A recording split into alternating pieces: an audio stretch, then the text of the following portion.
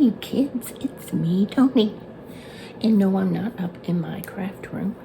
I'm in my bedroom, where it's cold everywhere.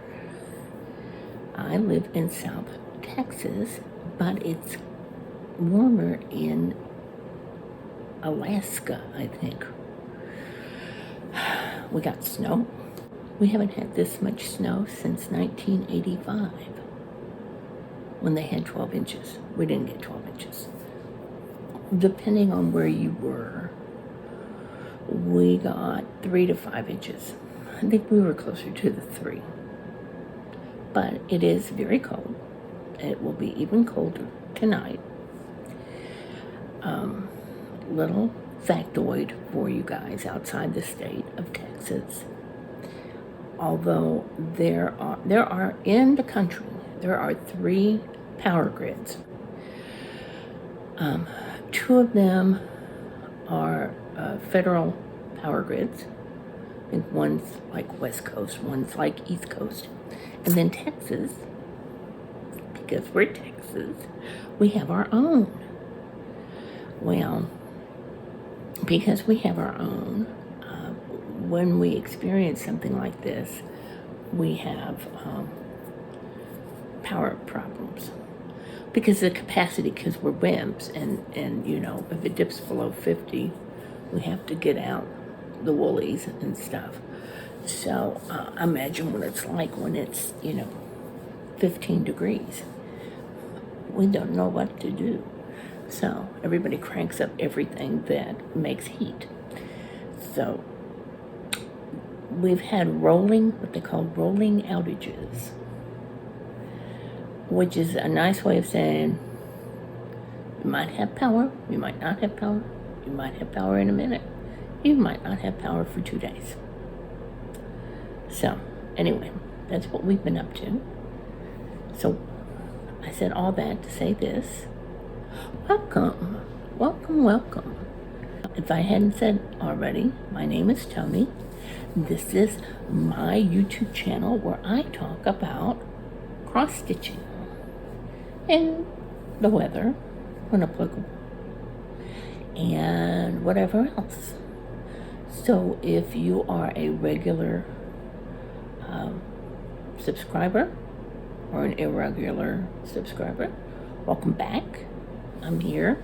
It's been probably close to 2 weeks. If you are new, welcome. I'm glad you're here. Yeah, it's been a couple of weeks. I planned on hosting something over the weekend, I thought, but we had unexpected visitors. My husband has a niece, and she and her husband picked this weekend to be here. And they were staying downtown, but they wanted to come by. They left a day early because of all the weather. So I didn't really get to film before now. And really, truly, up until the last few days,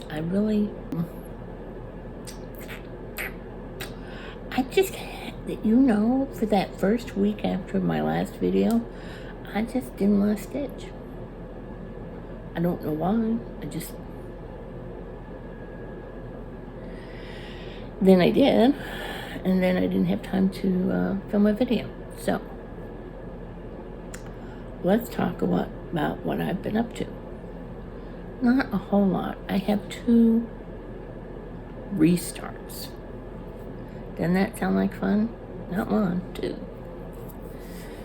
So the first one, I'll pull it out, is my Prim Village. I wasn't happy with the way it was looking, so I ripped it all out. I hadn't gotten that far, so I ripped it all out. And I still haven't gotten that far. Let me show you the pattern.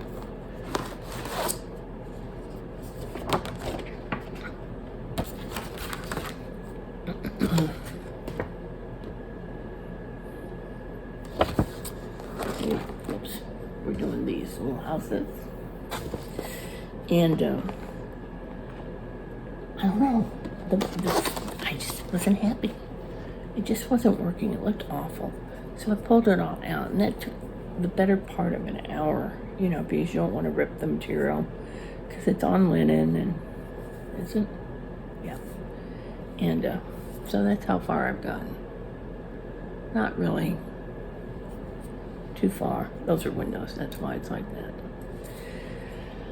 So I did enough to kind of be past where I was, and then I quit. That was about the time the stitchy bug went on vacation. So then the other thing I restarted was what's in here, and it's the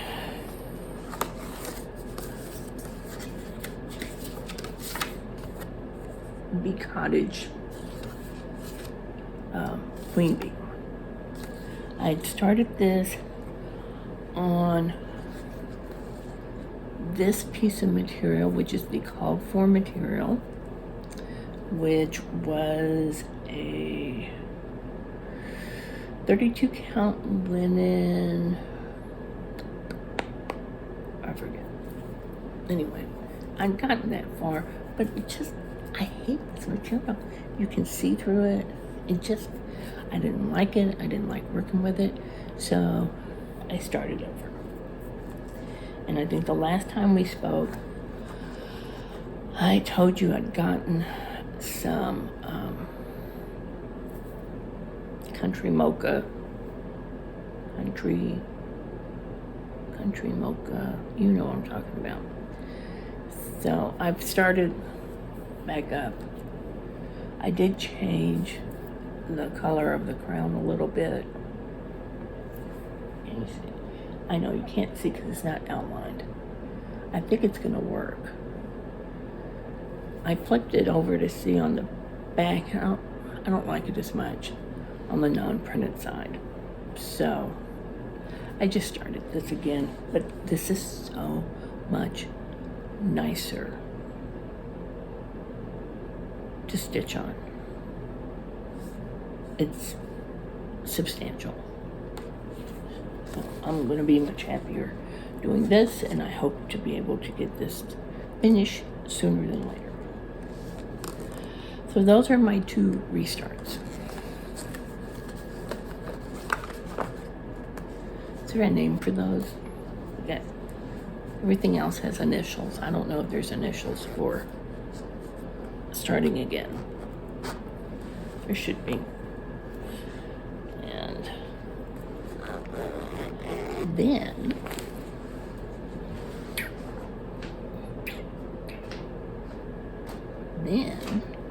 what else? Oh, then the bright spot of my life every week is on Wednesdays, when I get the newest addition to the peppermint purple black work stitch along. And so we are on week 6. Let me show you that part. Let's see. So these two on the far, I don't know if it's on the left or the right of yours. Those are the two newest ones. But then I'm also working on the border, which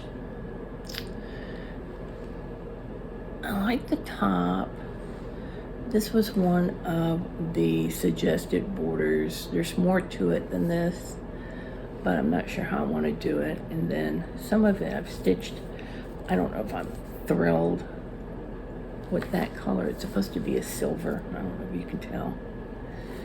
And I didn't want anything too busy so that you focus on my pretty colors. So this I've enjoyed. This I'm enjoying. See, I do a little test, because I can't decide on color combinations sometimes, so I have to do a little test in the corner of the cloth. Yeah, so that one, I like this. It's fun so far. It seems that each week gets a little harder as far as the complexity, and which you can tell by the amount of people that are losing their mind, because yeah, I have to break it up and say I'm going to do this in this color and this part in this color so that I can differentiate.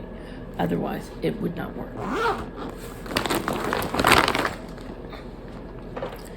And then I have one new start, which is Liz Matthews, and she does, if you get her newsletter, and the only way you get this is through her newsletter. So if you're not getting her newsletter and you like free stuff, get on her newsletter. Hello at Liz Matthews, 1T. Anyway, she's doing a monthly small, and I did last month. I did last month in like a day and a half, and I thought, well, this is cool, I can do this. And so this one, I'll show you the little model. It says always. This is a stitch count of 142 by 42, 715 stitches. So right, it shouldn't be that hard. It should be fairly easy. No. Because again, I cannot seem to stitch lettering without becoming bamboozled. Now, the original was stitched on like a 36 count linen or something like that.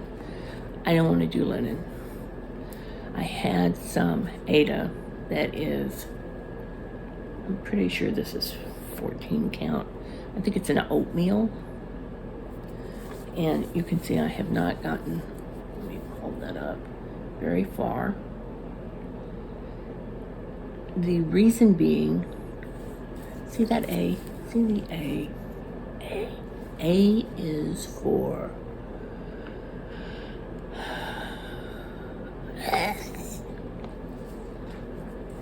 I started out stitching this A,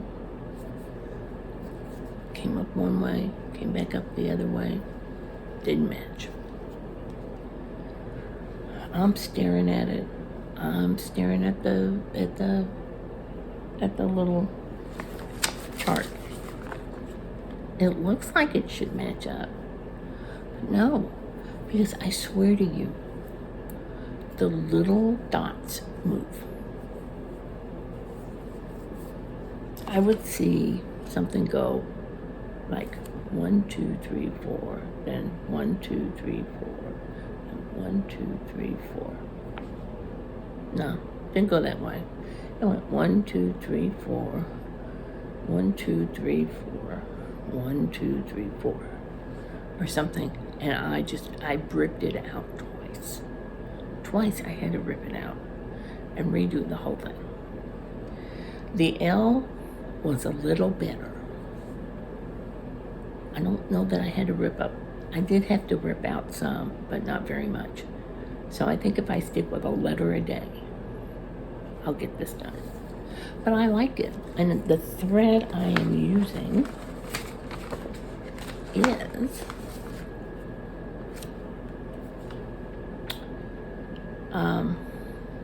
the Gentle Art Schoolhouse Red.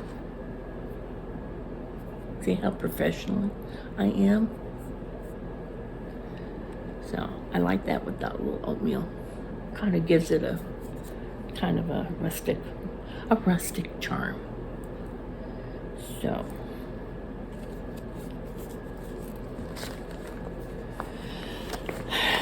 that's really all I have as far as stuff I've done. Sad, isn't it? I have some cold tea here.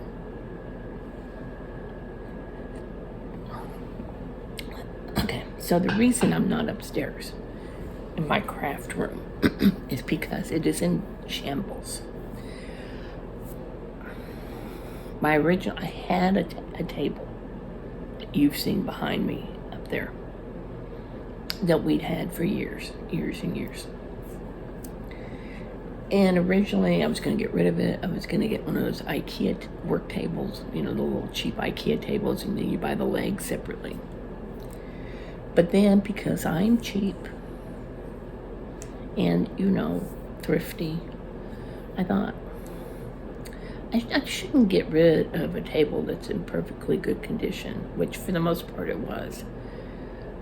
It's just, well, the other reason was I couldn't get it down the stairs if I wanted to. So I thought, well, I'll make it work. And I tried, but it was too deep and it's not functional. Well, I told you my husband's niece and her husband came. I got them to take it downstairs for me so I could get rid of it. There's somebody coming through, you know, picking up thrift stuff. Oh, my nose. You know, it's always, my mother used to say, this means you're going to hear news or kiss a fool. But I've already said goodnight to my husband.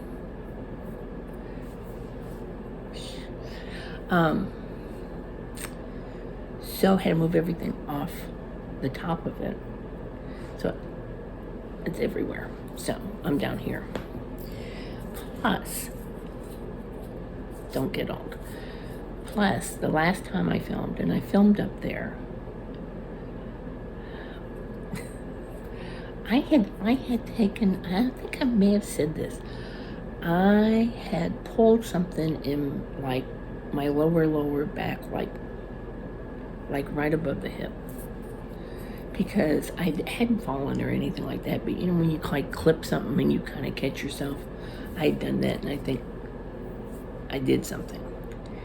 Well, I went upstairs and filmed, you know, the last little segment, and I came downstairs, and later that evening the muscle or whatever seized up, and I'm standing in the middle of our living room, and I cannot move without awful pain.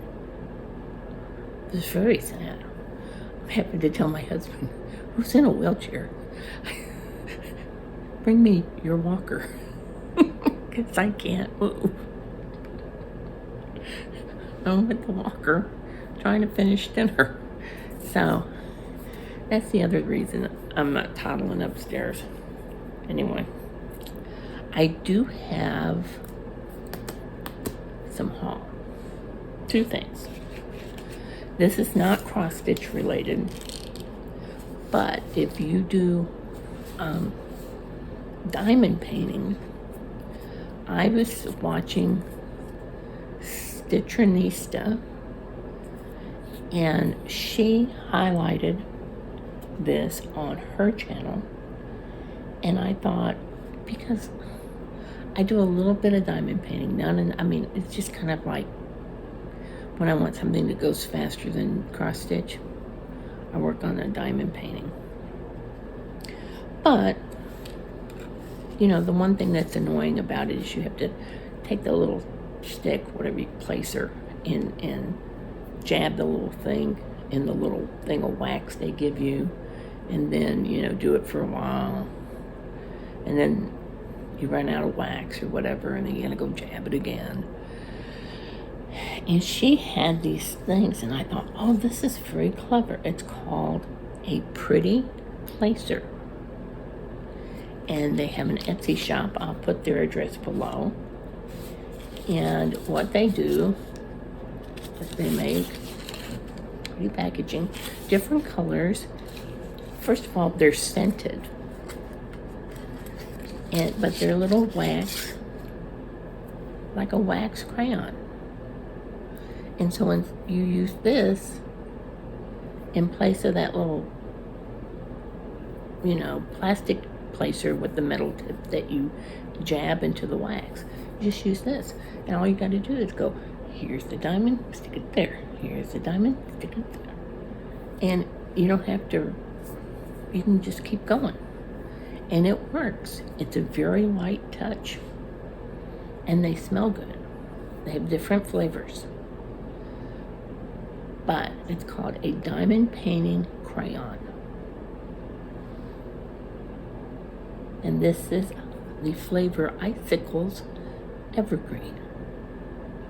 Fitting for my weather. Anyway, they run out pretty fast because, you know, this is like a little mom and pop family business. And I think they're $6 or $7. And sometimes it's best to follow them on Instagram because they run out. And on Instagram, they'll let you know that they have stuff back in stock. And I kept missing it. And finally, I would just go and check their Etsy shop. And one day they had some. And I said, okay, let me get one or two just to have and try them out. And they really do work. So, pretty placers. Now, here's my other thing.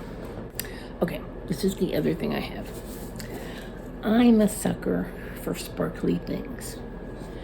And on eBay, was a person, I think there's probably more than one. I'm adjusting this because this is, I feel like I'm not in the center of the thing.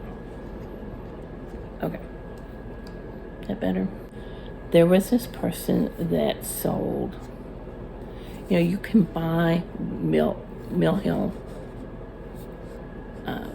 beads on eBay. I mean, all sorts of ones, whatever. This one, she will send it, but it's not a full, she sends you some of all the Mill Hill beads. All. Like 230 of them, different types. So, it was an auction and stuff, but I got them for a really good price. And I thought, you know what? I don't think there's that many things that call for that many beads. So let me try this out. Let me see what it said. Very nice woman. Wendy's Beads and Things, carrying the full line of Mill Hill 11-0 standard antique and frosted 15-0 petites, 3-0 pebbles, 6-0 and 8-0 pony, and 6mm, 9mm, 14mm bugles. Okay. These sample sets give you the full range of color options and just the amount you need. There's a set for any budget. Okay. I can't remember. It's by grams. And I think this was, okay, this was the Mill Hill Japanese Seed Beads Complete Set. 230 colors, 5 grams. Okay. Okay. Let's see if I can. I don't know how to show you this. Let's see. There's no way I can show you all this other than to say, feast your eyes upon this. Let's see what I can do. Whoops. They're all over the place.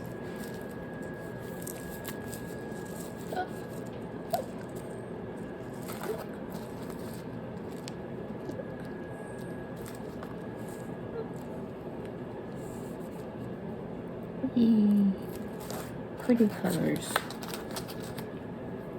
Look at that. I mean, that's a lot of beads. Okay.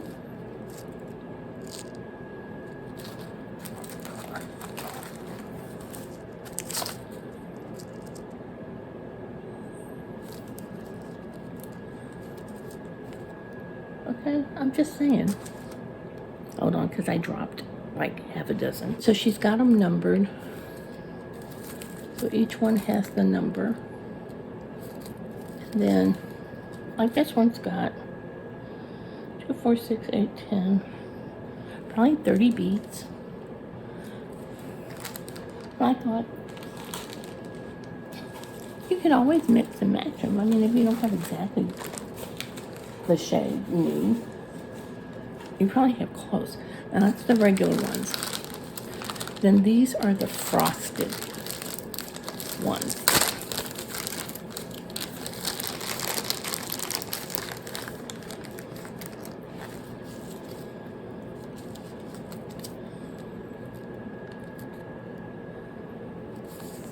So like, look at that.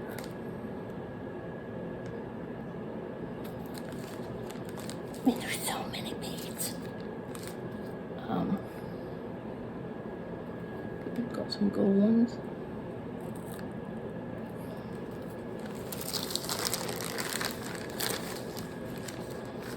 You guys, there's like, there are literally hundreds of these little packets. Okay.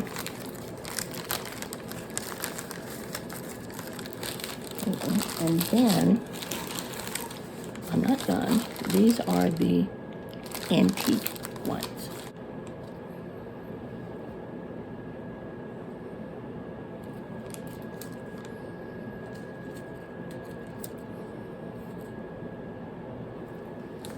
I don't know how many are in there.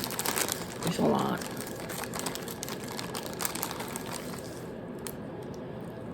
So, see? Isn't that fun? I don't know why I bought these. Well, I do know why I bought these. Because they were pretty. And I got all of these for $20. So, I figured, you know what? I probably never use them all. I'll never use them all, okay? I realize that. But you know what? They're pretty. And I like them. So I bought them.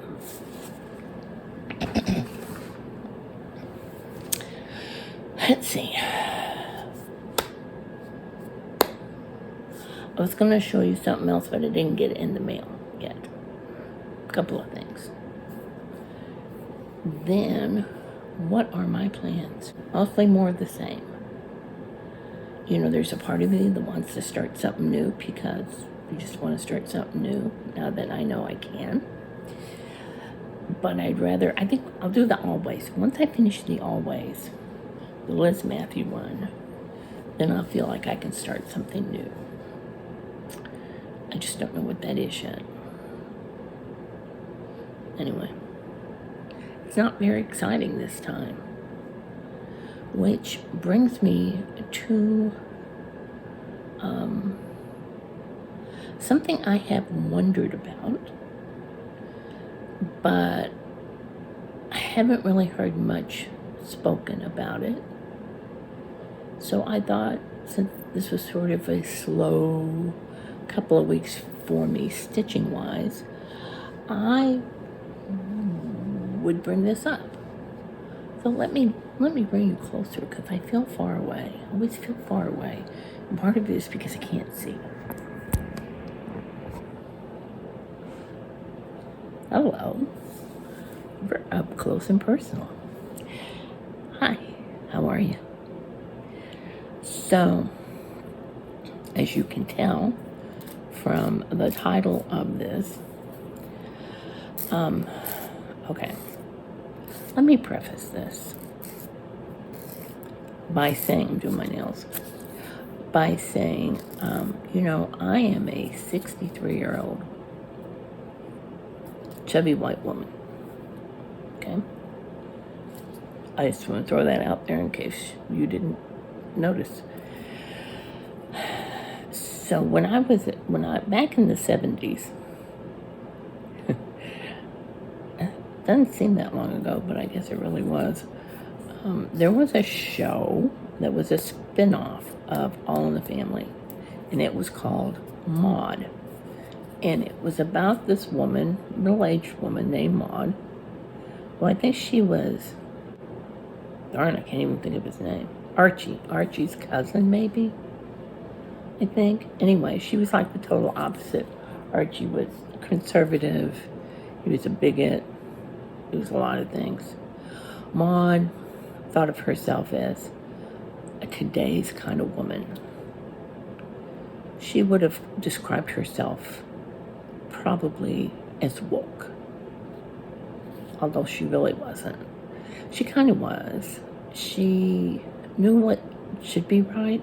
She didn't always go about things the best way. And, but, you know, she meant well. And this is kind of where, okay. I've been watching YouTube and FlossTube specifically, for several months. And, I go to different websites, different Etsy shops and stuff.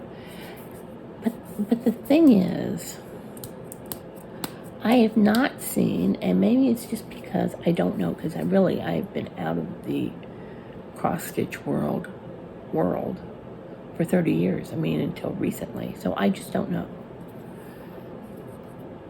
There don't seem to be many that I have been able to discern. Designers who are people of color. Everybody seems to be very Anglo-Saxon.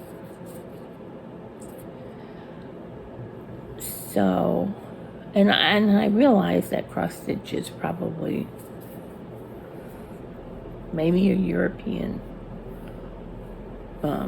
needle craft art form, but still, there don't seem to be any designers of color. Now, there's floss tubers that are, people of color, or people of, my socks are falling off. Okay. People that are not European, I'll say it that way, or not of European descent. And I see them stitching as sort of like,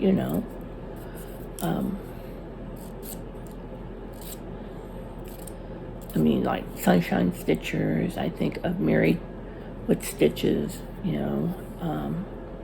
Christian with Married with Stitches. And so I know there are people that cross-stitch. And I know as a community, we strive to be inclusive. So I've seen different stitch-alongs or different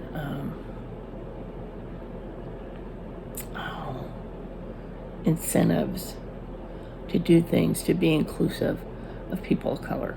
Like, I think there was something last year, I forget what it was called. I think it was a stitch-along, and it was like a little group of people, and you could customize the little group of people to be inclusive of other ethnic groups.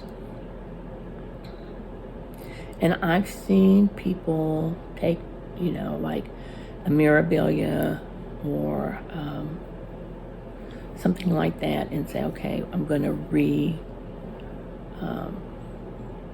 do this as a person of color. And so they do a skin conversion. They do a hair conversion. They might change the dress color. But what I don't see is actual designs coming from these people that are not European or Russian, Ukrainian, and I just wondered why that is. Because I think we're missing whole genres of cross-stitch because that's not being represented. Now, that's kind of part A of the issue. Here's part B, which this is a philosophical question. And I don't know, because I know that there is a discussion between what is appreciation and what is appropriation. And I'm not trying to get political, I'm not trying to get whatever. This is just my thoughts. I'm just trying to gauge what other people's thoughts are. If it starts a discussion, fine. I'm not here to, argue the point with anybody. It's really, truly, half the time I don't know how I feel about stuff. But is it my place as someone who cross-stitches to take it upon myself, on the one hand, to say, I appreciate that not all women made to look like fairies or mermaids or angels or whatever should be, blonde and Caucasian. But is it for me to make those changes? Or is that or am I appropriating? If I take a mirabilia or I take a lavender and lace and I say, okay, I know that this is designed in this person, in this cross-stitch design looks, pretty darn white. And they have, blonde hair, and they have on a green dress. Am I just being appreciative and inclusive, or am I being appropriating if I say, well, I think this person, I'm going to make them this shade, and I'm going to do this to their hair, and I'm going to do this to the dress color?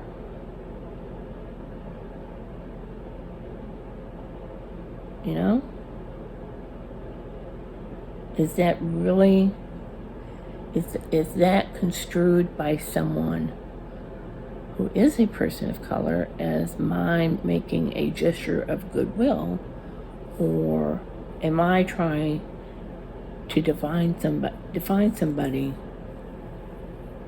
on my terms versus theirs? See, this is what happens when I don't have anything to show you guys. So I didn't know. First of all, I didn't know if there's designers out there. I would hope there are. And that, they're the ones defining that. I know that there are designs out there that are of people of color, but it seems to be, the ones I've seen have either been Russian or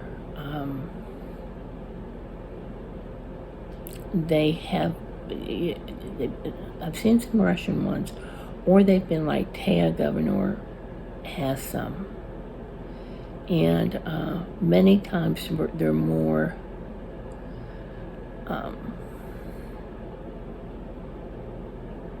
like ethnic, like it's someone who is a person of color or a person of a different culture within very much that cultural ideal.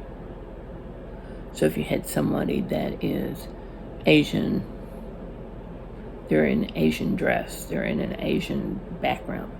If the person is a person of color, say, they look very, African, with sort of that type of dress and background, etc. So anyway, just my thoughts, and maybe I'm missing a whole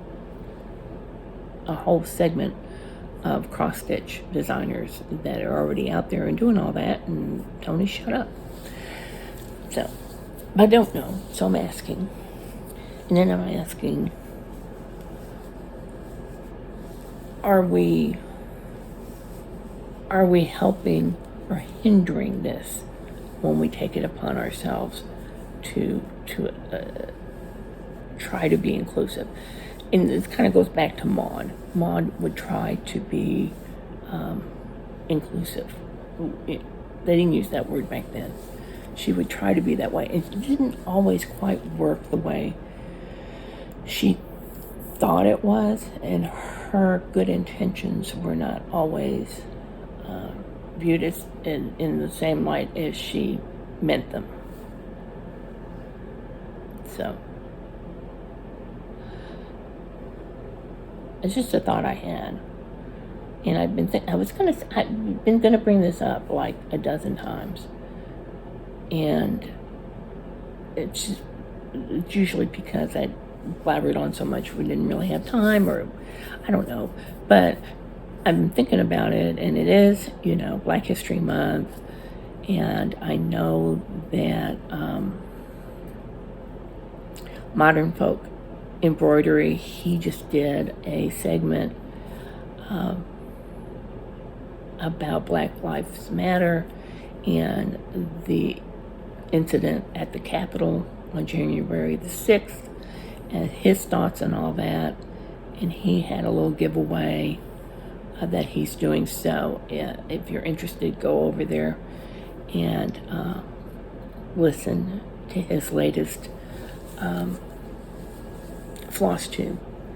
And it was interesting to see the insights of somebody who on the January 6th stuff and the Black Lives Movement and stuff, who is not necessarily in the States, so that seeing it from kind of a bit removed.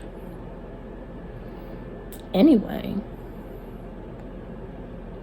I've rambled on for a really long time. I hope I can cut a lot of this. This is why I didn't bring this up before. Anyway, that's it. I'm going to shut up now. But you can give me your thoughts. Or just tell me I'm clueless, and here are, 20 websites I can go to, or 20 Etsy shops, or whatever.